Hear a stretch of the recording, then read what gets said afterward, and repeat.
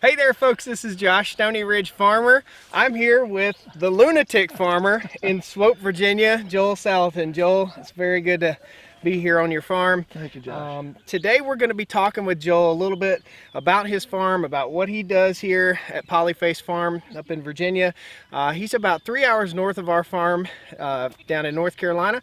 We're just going to kind of cruise the farm and talk about some of the systems that Joel has in place here that save time, save water, save money, and show you guys how to run an efficient farm, hopefully today.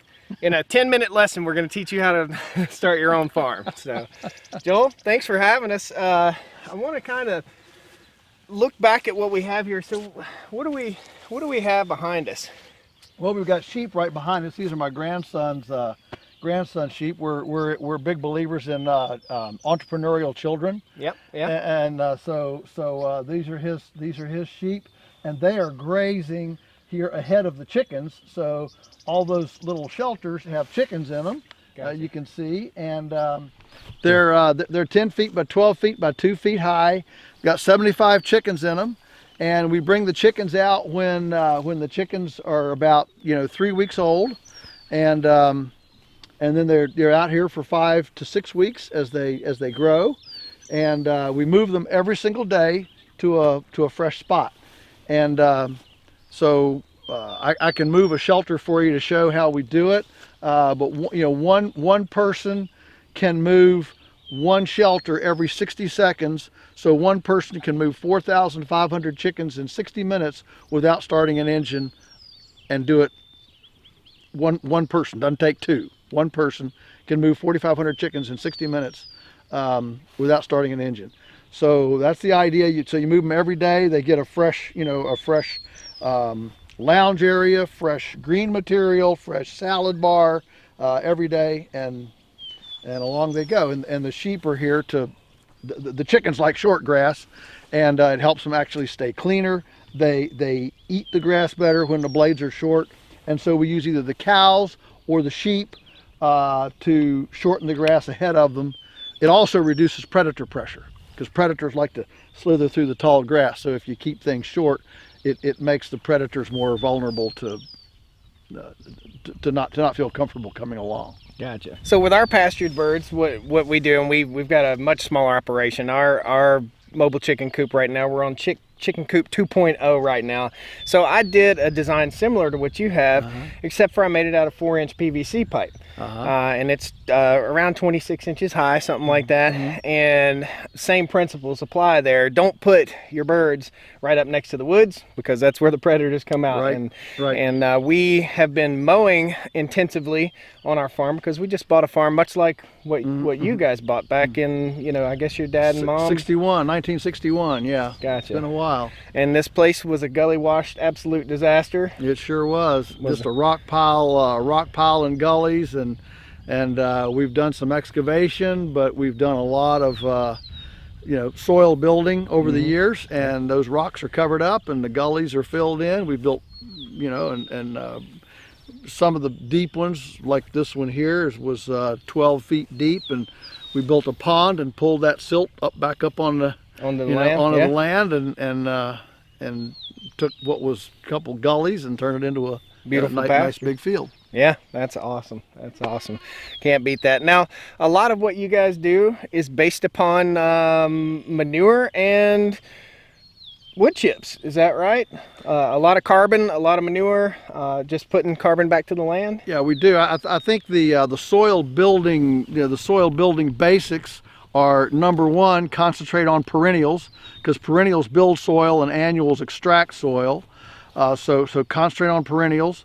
Number two, make sure you're pruning, whether you're mowing with animals or machines, has enough time between prunings so that the forage, so that the grass and the clovers can build up an energy bank, and then the composting, the chips, when the animals aren't out here and they are in protective cover, like for the winter, then we use wood chips, and we have a big commercial wood chipper that we can chip diseased tops from timber operations, and that becomes the bedding that we then use to to do the composting. So where you want to go next? You want to move one of these? Show us how easy it is to move one of these, because a lot of people are really into, oh man, this is just so labor intensive.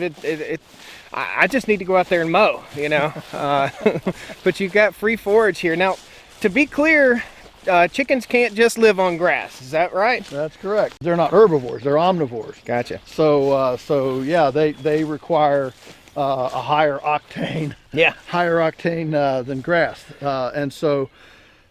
But they do like grass, and so we view the grass in these systems. We view the grass more like a tonic, like a supplement, you know. And it doesn't take very many blades of clover or leaves of grass to to fundamentally alter the health and the vitality and the nutrition, frankly, of the chicken. The conjugated linoleic acid, the polyunsaturated fat ratios. All those things change pretty quickly. So the chickens get, they get a fresh area, they get a new area to run around in every day. They get new new lounge area. So they you move their toilet, you move new bedding, and they get new salad bar to work on every day.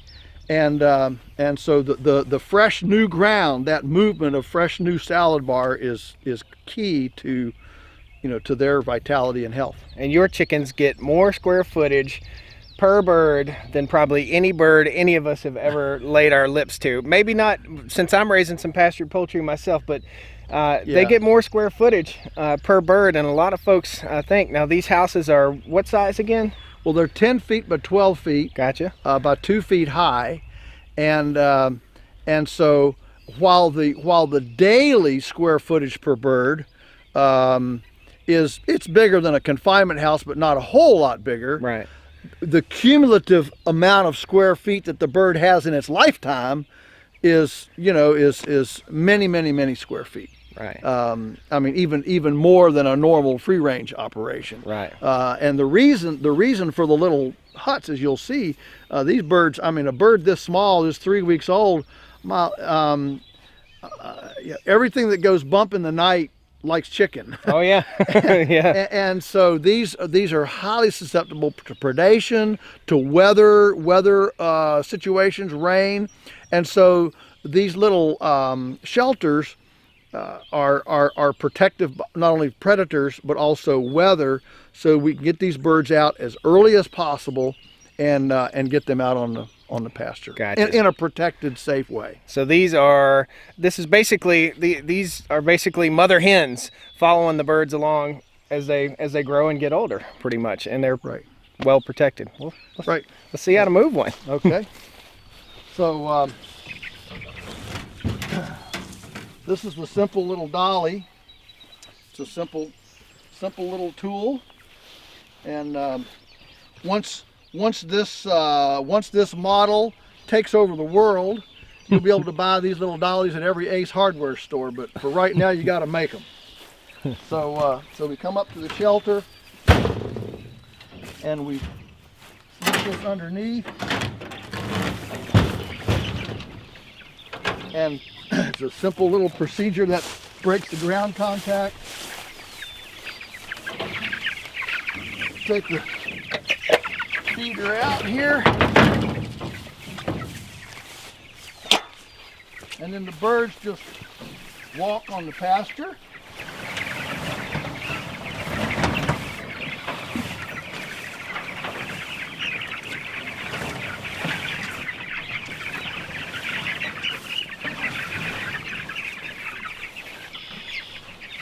There you go. And they have a new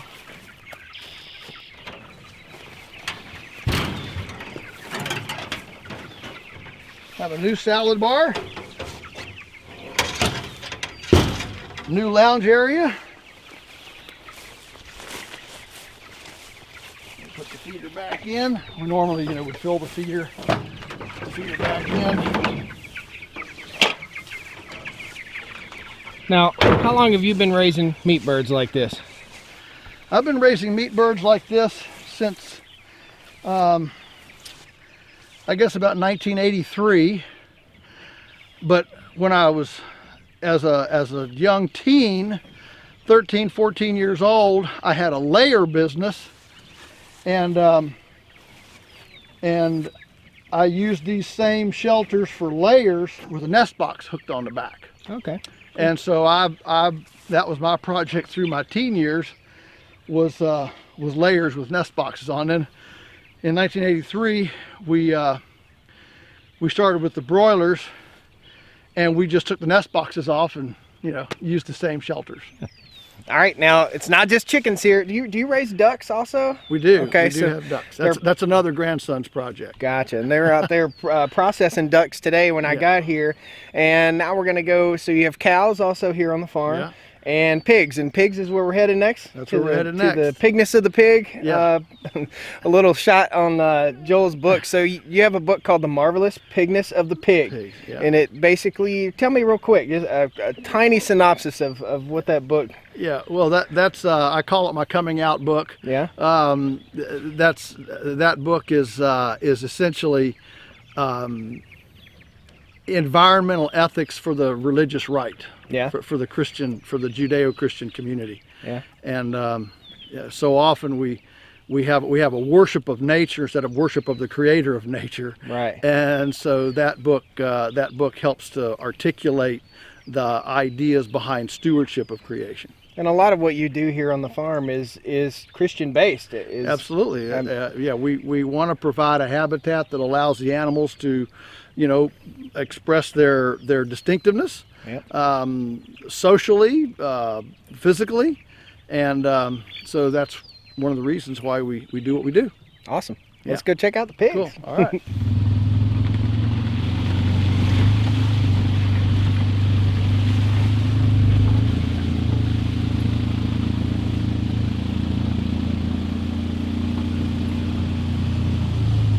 So these are pigs, obviously, and this is one of our pig pastures. It's actually a silvo pasture, which means widely spaced trees and grass underneath. So this was deep woods, deep forest, just like over there across the road, 15 years ago. And we cut the trees, most of them, and then we let some, come on back, and start putting the pigs in here. And the pigs are in roughly half acre paddocks. We move them every 5 to 12 days through the paddocks, and so they get all the green material they want, all the salad bar, plus the concentrate feed. Again, pigs are omnivores; they're not herbivores.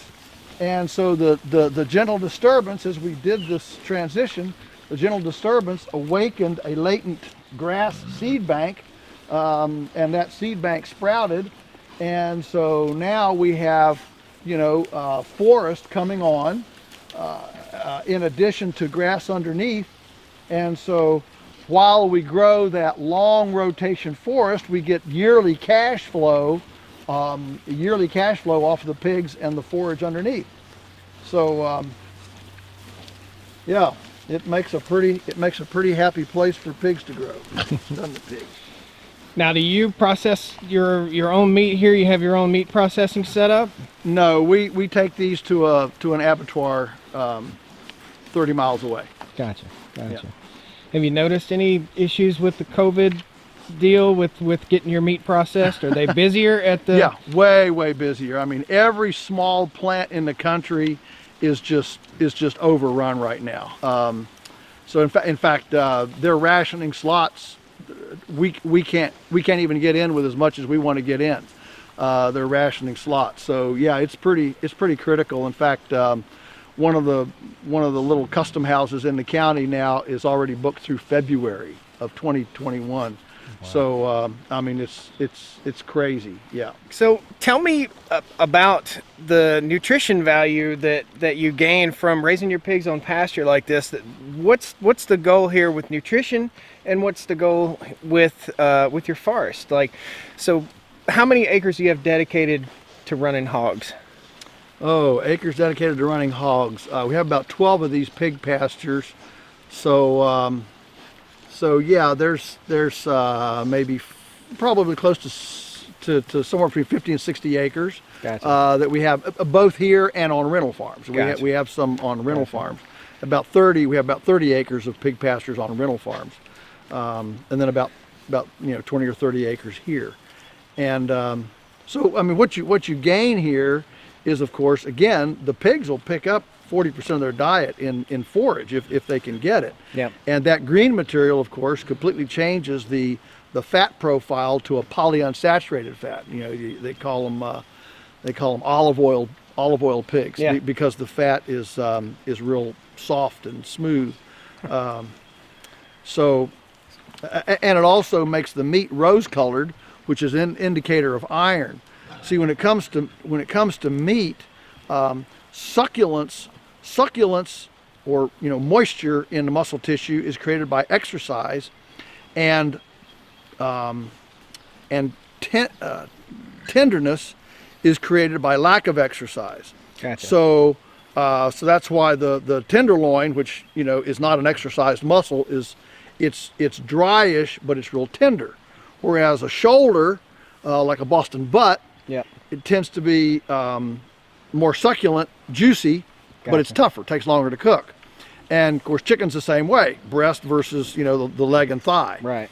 And so the old timers around here, they used to put a 24-inch sill on their pig houses, so the pigs had to jump up all the time, exercise their hams, made them a lot more moist and succulent.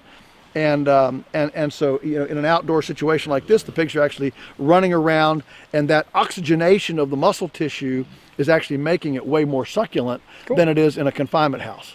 Awesome. That's something I did not know at all. Now you're running just 2 strands of electric here? That's right. Okay, and then when you get ready to move the pigs, do you leave this in place? Is this a permanent paddock and you just take out your cross fencing? These are permanent paddocks, and so between the paddocks are these gates right here.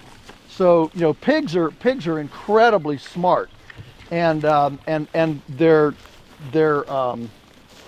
intellectual capacity, their capacity to think, makes them slower to trust than a cow. Gotcha. So a cow, you can take the electric fence down, call the cows, they just go right through. They trust you. Pigs, you take the electric fence down and call them, and they say, he's trying to pull a fast one on me. This is some. So between our paddocks, we have wooden gates here. We have wooden gates that we use. And so there is a physical gate here. So when we move them, we open this physical gate, and all we've got to do is get to the next opening before the pigs do, which is not hard, because as soon as they get in here, they just stop and start to eat. And because it's a physical gate, they don't have any problem going through it. And so this is important for your own sanity and to not lose your religion.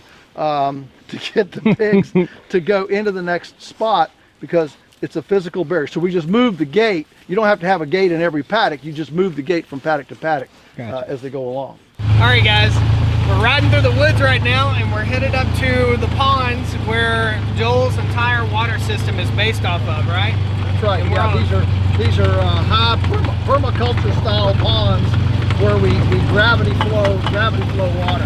Nice. A lot of what we're doing on our farm is modeled after what I've learned from watching videos on YouTube about what Joel has going here. It's a super special thing.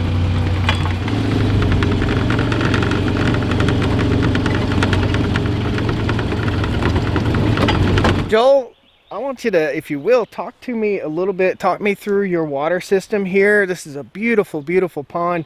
What gives it, before you start talking about that, the pond is full of salamanders, guys, and if there is any kind of indicator of health, of water, of health, holy cow, salamanders out swimming in the middle of this pond. It's absolutely amazing.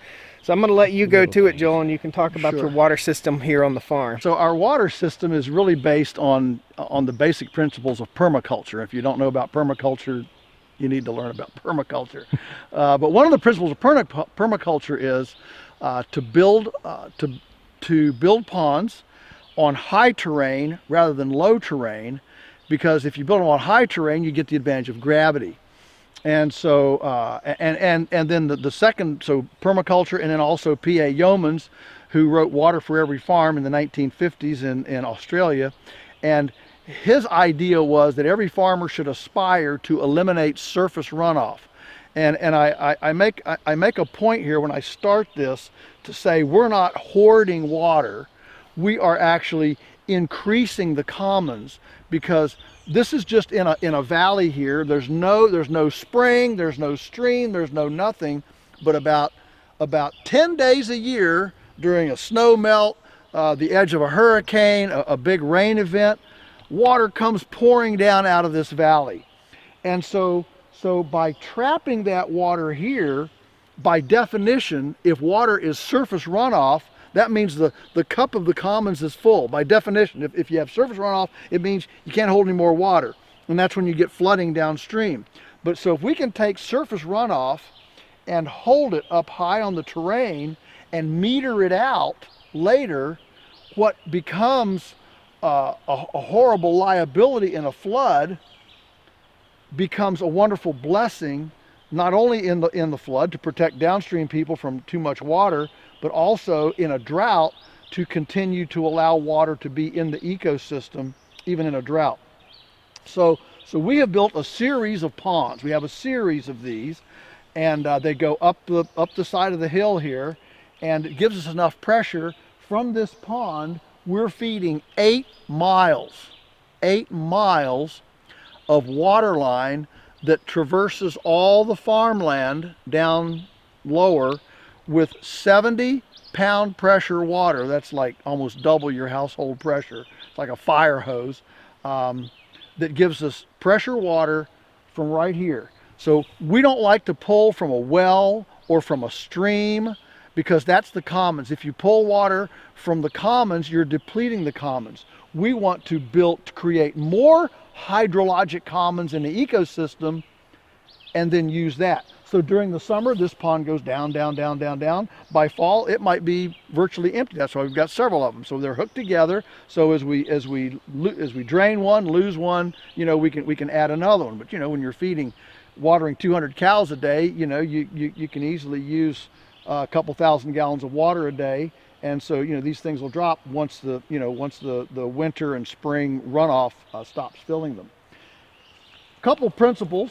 The best water in a pond is 16 inches under the surface. So that red floaty out there is holding the intake pipe within 16 inches from the surface, and there's a metal weight on the bottom that holds it. So there's a floaty on the top and a metal weight on the bottom, so that the intake filter is at 16 inches under the surface. If you pull water off the top, you get a lot of bugs and fly legs and debris and stuff in it. If you pull it off the bottom is real, anaerobic and funky. So the best water is 16 inches, and that's why the floaty is there. So the water comes into the pipe there, and that pipe is one of these ribbed flexible pipes, so it can raise and lower as the level of the pond changes. And it comes down under the pond, and then we have buried water line again that services 8 miles of water system on the farm. And here's where it starts. What you doing, Joel? I'm taking this tree off the dam because tree roots will eventually open up a dam and allow water to seep through. So we want grass on the dam, but we don't want trees on the dam. So I like trees, but trees got to be in the right place. Yep. The sun's come out and it's hot. It has, yeah. So you call this the Millennium Feather Net? Yes, and it is named after the Millennium Falcon in Star Wars. Ugliest thing in the galaxy, but man, can she fly? So that's that. This isn't ugly, but it's an A-frame X truss on 2 pipe skids hooked to that feed buggy in front. There's a little over 1,000 chickens in here, and this, of course, electrified netting. The verticals are dead. Gives us 3 pieces of that from Premier Fence give us an encircled 1/4 acre.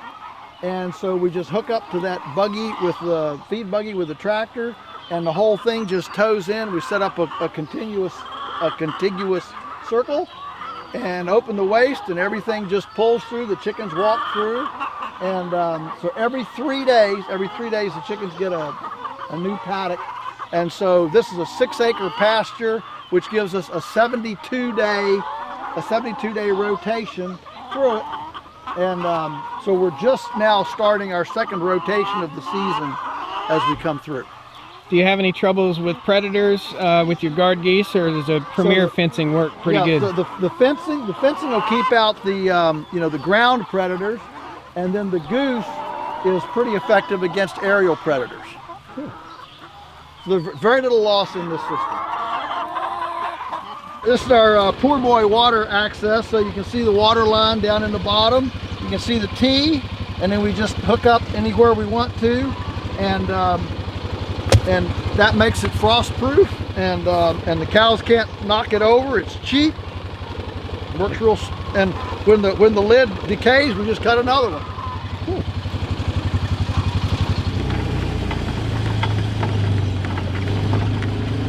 So these are the egg mobiles, the Millennium Feather Net. The Millennium Feather Net is a controlled, what we call it's land intensive. The egg mobile is land extensive, because the goal here is not primarily egg production, it's primarily pasture sanitation behind the cows. So you can see here the cow patties that the cows dropped are all scratched out. In fact, you can hardly find them. So the chickens scratch through, eat out the fly larvae, and eat the exposed grasshoppers and crickets. And like the egret on the rhino's nose, the birds follow the cows, and so the chickens follow the cows in that bird herbivore rotation. Obviously, when the sun's early in the morning, cool in the evening, of course they spread out a lot farther. Right now they're it's hot, so they're under there for shade.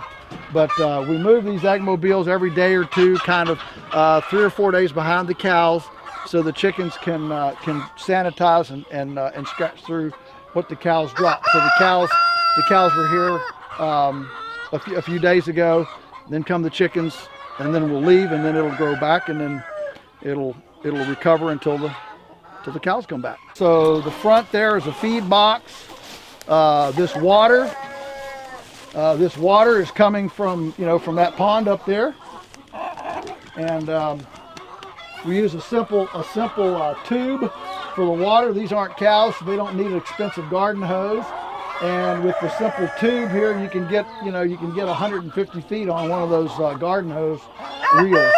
So it makes it real easy to extend out to the end of the field where the main water line is. Yep. So these chickens are doing a lot of work. So it's got a slatted floor. So all the droppings go onto the ground, and then of course the nest boxes. And right now we're not using them all because it's not clear full. These are, when we have them full, they can handle 400 chickens apiece, so 800 together. And the reason that we have 2 hooked together rather than making one great big one is simply for maneuverability. They're a lot easier when you have it articulated in the middle. People love chickens.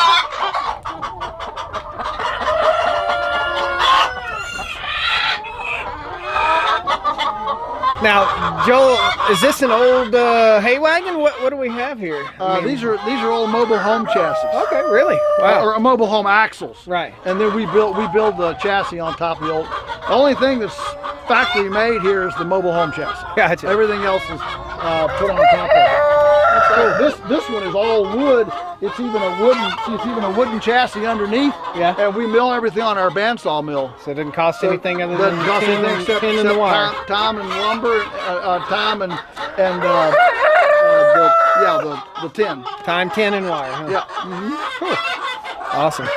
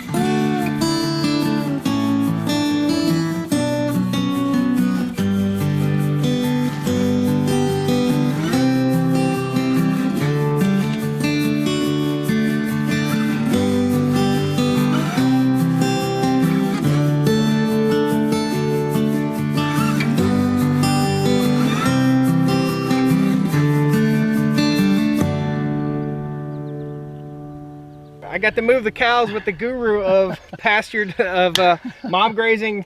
Tell me, what's your word for what you do? There's a word. Mob stocking, herbivorous, solar conversion, lignified carbon sequestration, fertilization. Mob stocking. I'll get it. Next time I come up here, I'm going to be able to fire it off. Yeah. Good. I practiced for a while. Mob stocking, herbivorous, solar conversion, lignified carbon sequestration, fertilization. Now, what's the lignified And if you part? can't remember it, we got a T-shirt in our gift shop that has it on, so you can always remember it. And other people can come up here to the farm too. Like you have a farm store, and the farm is open to the public. That's right. 365 days a year. 24/7, 365. Anyone can come from anywhere in the world, anytime, to see anything, anywhere, unannounced. Nice. That's our commitment to transparency. That is a testimony to a farm done right. Well, I'll tell you what, it keeps you on your toes. Yeah. I mean, we don't have too many skeletons in the closet, but you got a couple. Yeah. And so it makes you take up, watch your situation. Yep. And, it keeps your place clean and presentable always to the public. Right. That's the idea. Kind of like what I do here on the camera. So, so we just moved the cows. And we moved the cows probably a good, I don't know, maybe quarter mile. And they didn't like me. So they didn't. The cows did not like me. The sunglasses we were talking about, how something as simple as a hat and shades Temple Grandin talks about this, that the cows the animals are in the moment. Yeah. They're not like us. We got things on our mind, schedules and itineraries, and people to try to make like us and all those kinds of burdens. Cow doesn't have that. She's totally in the moment. Yeah. So I mean, if I came out tomorrow wearing a ball cap instead of this, who's that? I mean, to them that would be like, there's an alien. They wouldn't know what it is. So some flying saucer thing. So they're really in the moment. So so we call them and move. We move them every day to a new paddock, and so they get just what they need to eat for one day, and then they go to the next one. Cool. And we just set up. Is this going to be the next paddock? That's what we just set up. This will be the next paddock right here behind us. So they're behind that fence. That'll be tomorrow's, and then the next days will be here, and then the next day Awesome. Moving right along. And that's how you make grass grow, by stimulating grass. Look at this. This is just awesome, beautiful pasture. So tell me about, I know you know a lot about grass. So the best way to illustrate it that I know is the old S curve. So when grass starts growing down here, it starts real slow, and then it speeds up, and then it slows down again as it comes toward maturity. So I call this diaper grass, teenage grass, nursing home grass. And so what we want is we want to graze this grass prior to nursing home, but after this blaze of growth, until it tips over this second tip point, it's still building steam. It's in fifth gear. The problem with continuous grazing is that the plant is grazable way down here, okay? So it just starts, and it's just starting to go, and then boom, here comes the cow, and nips it off, and just keeps nipping it off, keeps nipping it off. And so by letting it go through this blaze of growth, it actually accumulates way more biomass in the same amount of time than it does when it's in diaper or nursing home stage. So the cow is essentially, the herbivore is a pruner to prune the biomass back and restart this teenage growth spurt. And so that's the idea. So rather than just turning the cows loose on a pasture where they can just eat it every time it grows long enough to be nipped off, we control with electric fence. The electric fence becomes our steering wheel, our brake and accelerator on that four-legged pruner, so that we can steer that herd around the landscape with the same precision as a zero-turn mower on a golf course. That's pretty cool. That's really cool. And the result is that, like in Augusta County, the average cow days are 80 cow days per acre. A cow day is what one cow will eat in one day. So you take all the grass a cow will eat in one day, that's one cow day. In Augusta County, the average is 80 cow days per acre per year. We average 400 cow days per acre per year, and we've never planted a seed or bought a bag of chemical fertilizer in 60 years, and we used to be nothing but gullies and rocks. So I'm not saying that to brag, I'm saying that to give glory to a beautiful design that we try simply to emulate, and when we do, we find that creation's pretty abundant if we don't mess it up. Yeah. Hey, I'm down the. I got to get downhill from most people. It's pretty Are funny. you what, 6'4"? 6'4", 6'5", Yeah, something yeah, like you're that. a I'll big start guy. shrinking here pretty soon. But so, Joel, I want to thank you so much for having me up here to the farm pleasure. today. It's been awesome. I pray to God one day you'll be able to come down to our place in passing if you ever get a chance. I want to ask you a few questions before we go and take my foggy sunglasses off. So, how can, if people that are watching this are dreaming of owning a farm or building a farm or buying land or even buying 2 acres, 20 acres, or 200 acres, what can they do to get started? Do you offer some classes up here that folks can take? Well, we do. We have several kind of education tracks.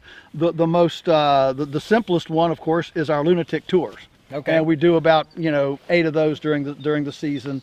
It's a 2-hour hay wagon tour. You can come see it, and I take you around. If I'm not here, Daniel does it, but I do most of them. Gotcha. It's called the lunatic tour, and then you step up from that, and you can take a grass stains tour with Heather, which is a personal tour. With Heather, one of our former apprentices. She's been doing this now for 6 years, and she will take you on a personal tour around where you have a little more personal, intimate time with her. Costs a little more.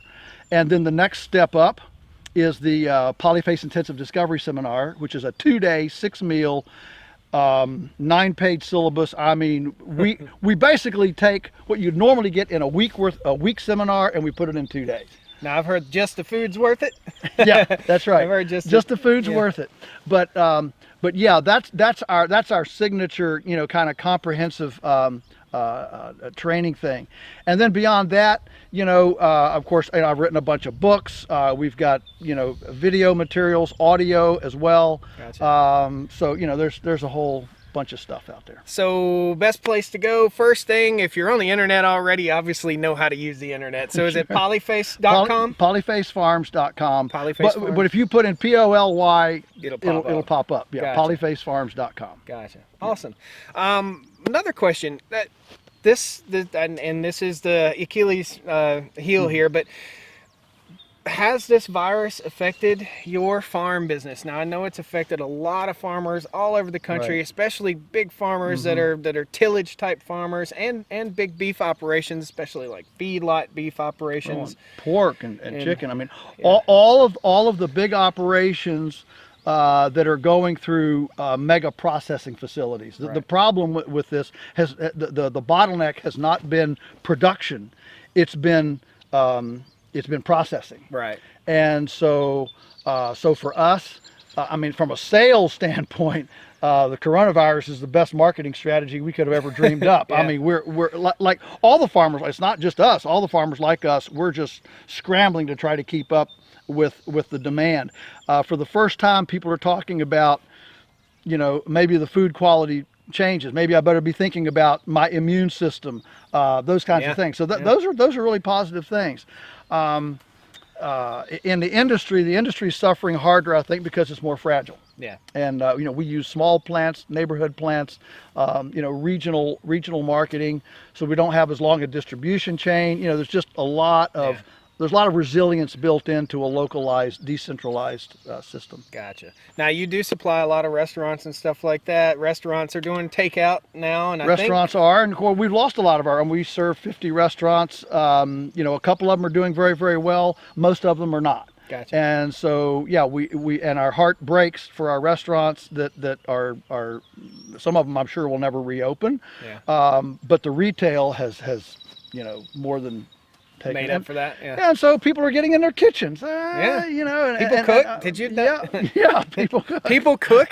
That's crazy. That's crazy. That is crazy. Every time you drive by the fast food joint, and I talked to my grandmother the other day, and she said, "Oh yeah, we went to Wendy's and we had fast food. We had a burger," and I was like, "Granny, that's not a burger." So to support, even if a person can't start their own farm, Right. and they can't do what's being done here. If you do have land, you can do what's being done here, be it a small herd of goats, sheep, whatever, cows, whatever. You can use those. Everything we do here is scalable, both up and down. Gotcha. And so the principles here are completely size independent. Right.